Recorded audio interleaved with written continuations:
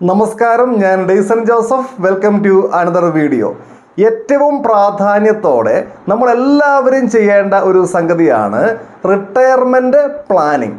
എന്നാൽ ഈ റിട്ടയർമെൻറ്റ് പ്ലാനിങ്ങിന് യാതൊരു പ്രാധാന്യവും കൊടുക്കാത്ത, ഇന്ന് വരെ അതേപ്പറ്റി ചിന്തിക്കുക പോലും ചെയ്യാത്ത ഒരുപാട് ആളുകളുണ്ട്. അപ്പോൾ നിങ്ങൾ ഏതായാലും ഇപ്പം തന്നെ ഒരു കാര്യം ചെയ്യണം. നിങ്ങൾക്ക് റിട്ടയർമെൻറ്റ് പ്ലാനിങ്ങും ഇൻവെസ്റ്റ്മെൻറ്റും ഉണ്ട് എങ്കിൽ യെസ് എന്ന് കമൻറ്റ് ചെയ്യുക.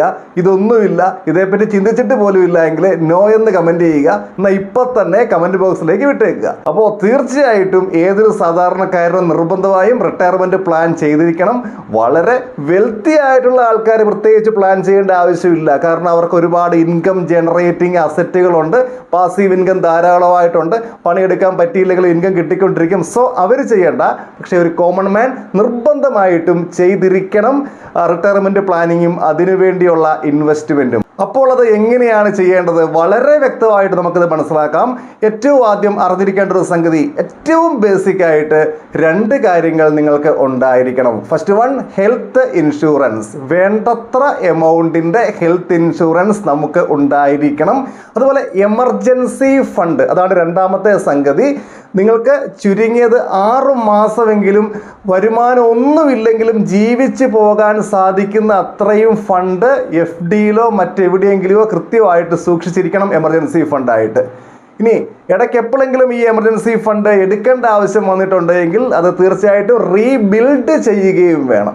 അതുപോലെ ഇൻഫ്ലേഷൻ അനുസരിച്ച് നമ്മുടെ കോസ്റ്റ് ഓഫ് ലിവിങ്, ജീവിത ചെലവ് ഇങ്ങനെ വർദ്ധിച്ചു പോവുക മുകളിലോട്ട്, അതനുസരിച്ച് എന്തിനേയും പുതുക്കണം, എമർജൻസി ഫണ്ടിനെയും അപ്ഡേറ്റ് ചെയ്തുകൊണ്ടിരിക്കണം. എമർജൻസി ഫണ്ടിനെ പറ്റി വളരെ വ്യക്തമായിട്ടുള്ള വീഡിയോ നമ്മൾ ചെയ്തിട്ടുണ്ട്.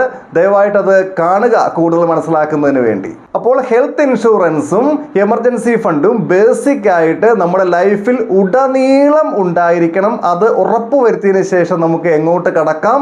റിട്ടയർമെൻറ്റ് പ്ലാനിങ്ങിലേക്ക് കടക്കാം. ആദ്യം നിങ്ങൾ നോക്കേണ്ടത് എന്താണെന്നറിയാവോ? നിങ്ങളുടെ ഇപ്പോഴത്തെ ഏജ് എത്രയാണെന്ന് നോക്കുക. രണ്ടാമതായിട്ട് നോക്കേണ്ട കാര്യം, എത്ര വയസ്സ് വരെ ജോലി ചെയ്യാൻ വേണ്ടി സാധിക്കും. ഈ രണ്ട് കാര്യങ്ങളും മനസ്സിലാക്കിയാൽ നമുക്ക് വ്യക്തമാകും എനിക്കിനി റിട്ടയർഡ് ആകാൻ എത്ര വർഷങ്ങൾ മുമ്പിലുണ്ട്. ഇനി ചെക്ക് ചെയ്യേണ്ടത് വളരെ പ്രധാനപ്പെട്ട ഒരു കാര്യമാണ്. നിങ്ങൾക്ക് നിലവിൽ ഒരു മാസം ജീവിച്ചു പോകാൻ ശരാശരി എത്രയാകുന്നുണ്ട് കോസ്റ്റ്? ചില എക്സ്പെൻസുകളൊക്കെ ഇതിൽ ഒഴിവാക്കാം കേട്ടോ. കാരണം ഇപ്പോൾ ഉള്ള ചില എക്സ്പെൻസുകൾ അത് ഭാവിയിൽ ഉണ്ടാവില്ല. ഏതൊക്കെയത്? ഇപ്പം കുട്ടികളൊക്കെ പഠിച്ചുകൊണ്ടിരിക്കുക അല്ലേ, അതിനുവേണ്ടി നല്ല ഒരു ചിലവ് വരുന്നുണ്ട്.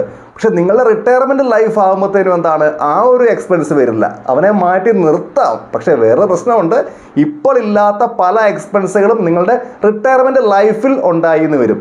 സോ ഏതായാലും ശരാശരി ഒരു മാസം എത്രയാണ് നിങ്ങൾക്ക് ജീവിക്കാൻ വേണ്ടത് എന്ന കാര്യം കൃത്യമായി മെഷർ ചെയ്യുക. നമുക്കൊരു എക്സാമ്പിൾ നോക്കാം. അത് മറ്റാരുടെയും അല്ല, വിക്രമൻ്റെയാണ്. വിക്രമന് 38 വയസ്സാണ് പ്രായം. 58 വയസ്സ് വരെ അദ്ദേഹത്തിന് ജോലി ചെയ്യാമെന്ന് അദ്ദേഹം വിശ്വസിക്കുന്നു. എന്ന് പറഞ്ഞു കഴിഞ്ഞാൽ 20 കൊല്ലം കൂടെ. അപ്പോൾ 20 വർഷമുണ്ട് അദ്ദേഹം റിട്ടയർമെൻറ്റ് ലൈഫിലേക്ക് എത്തുന്നതിന് വേണ്ടി. 20 years. വളരെ ഇമ്പോർട്ടൻ്റ് ആയിട്ടുള്ള സംഗതിയാണ്, നോട്ട് ചെയ്യുക ഈ ഒരു പോയിന്റ്. ദെൻ അദ്ദേഹം കണക്ക് കൂട്ടി നോക്കിയപ്പോൾ അദ്ദേഹത്തിന് ഇപ്പോഴത്തെ ഒരു കേസിൽ മാസം ജീവിച്ചു പോകാൻ വേണ്ടി, ഞാൻ നേരത്തെ പറഞ്ഞേക്കൂട്ട് ഒഴിവാക്കേണ്ട എക്സ്പെൻസൊക്കെ ഒഴിവായി കഴിഞ്ഞപ്പോൾ ഒരു ആവറേജ് 30,000 രൂപ ഇപ്പോൾ ആകുന്നുണ്ട്. ആവറേജ് 30,000 രൂപ. ഇനി ഞാൻ നേരത്തെ പറഞ്ഞു റിട്ടയർമെൻറ്റ് ലൈഫൊക്കെ എത്തുമ്പോൾ ഇങ്ങനെ ആയിരിക്കുമോ? അല്ല, കുറേ എക്സ്പെൻസുകൾ വേറെ വരും. അപ്പോൾ എന്ത് ചെയ്യണം? ഒരു 20% റിസർവ് നമുക്ക് ആഡ് ചെയ്യാം. 30,000 പ്ലസ് അതിൻ്റെ 20%. അപ്പോൾ എത്ര വരും എന്നറിയാവോ? 36,000 എത്തും. അപ്പോൾ ഇപ്പോഴത്തെ ഒരു കണ്ടീഷനിൽ ഒരു മാസം ജീവിച്ചു പോകാൻ വേണ്ടി എത്ര വേണം? 36,000 രൂപ വേണം.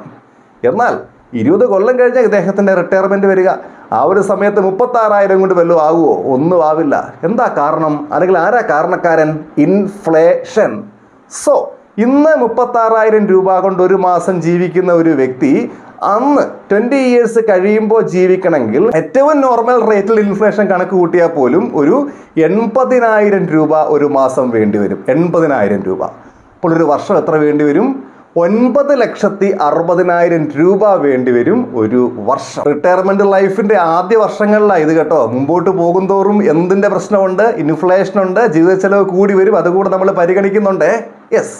അപ്പോൾ 9,60,000 രൂപ വേണം ഒരു വർഷം ജീവിച്ചു പോകാൻ വേണ്ടിയിട്ട്.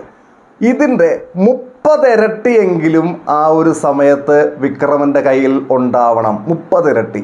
അത് 2,88,00,000 രൂപ വരും. നമുക്ക് അവനെ റൗണ്ട് ചെയ്ത് 3 കോടി അങ്ങോട്ടാക്കി വെക്കാം, കുഴപ്പമൊന്നുമില്ലല്ലോ. അപ്പോൾ 20 വർഷം കഴിയുമ്പോഴത്തേനും വിക്രമൻ എന്തുണ്ടാക്കണം? 3 കോടി രൂപയുടെ ഒരു കോർപ്പസ് ക്രിയേറ്റ് ചെയ്യണം. അപ്പം നിങ്ങളുടെ കേസിലും ഇതേപോലെ കണക്ക് കൂട്ടി നോക്കുക.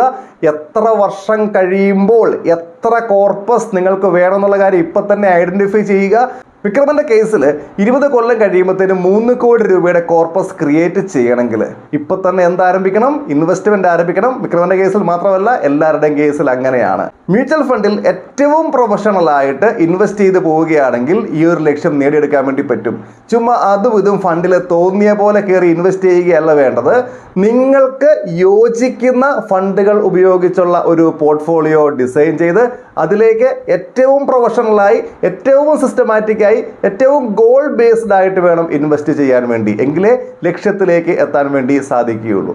അപ്പം വിക്രമന്റെ കേസിൽ ഒരു 3 ഓപ്ഷൻ നമുക്കുണ്ട്.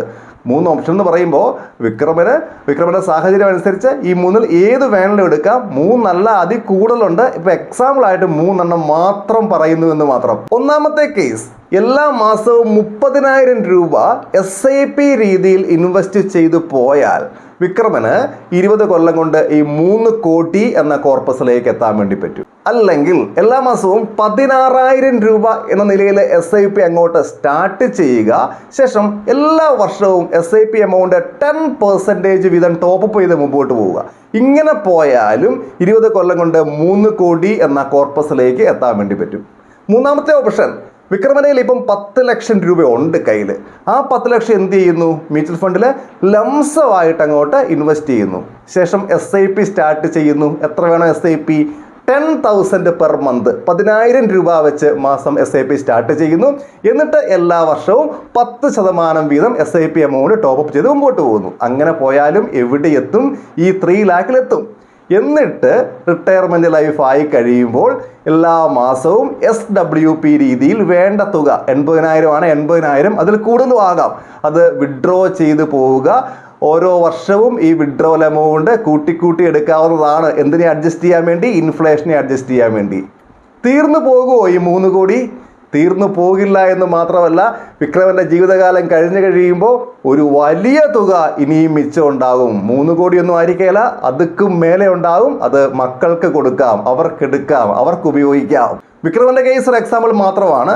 നിങ്ങളുടെ കാര്യങ്ങൾ ഓരോരുത്തരുടെയും വ്യത്യസ്തമായിരിക്കും. ഇപ്പോഴത്തെ ഏജ്, റിട്ടയർമെന്റ് ലൈഫിലേക്ക് എത്ര വർഷങ്ങൾ ഇനിയും ഉണ്ട് എന്നുള്ള കാര്യം, നിങ്ങളുടെ ഇൻകം ലെവല്, ഇൻവെസ്റ്റ് ചെയ്യാൻ സാധിക്കുന്ന എമൗണ്ട് എത്ര, അതനുസരിച്ചുള്ള ഒരു പ്ലാനിങ് ആണ് നമുക്ക് എല്ലാവർക്കും വേണ്ടി റിട്ടയർമെന്റിന് വേണ്ടി ചെയ്യേണ്ടത്.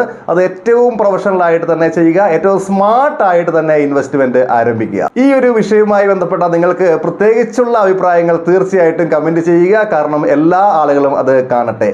മറ്റൊരു ദിവസം മറ്റൊരു വിഷയവുമായി നമുക്ക് വീണ്ടും കണ്ടുമുട്ടാം. എല്ലാവർക്കും നന്ദി.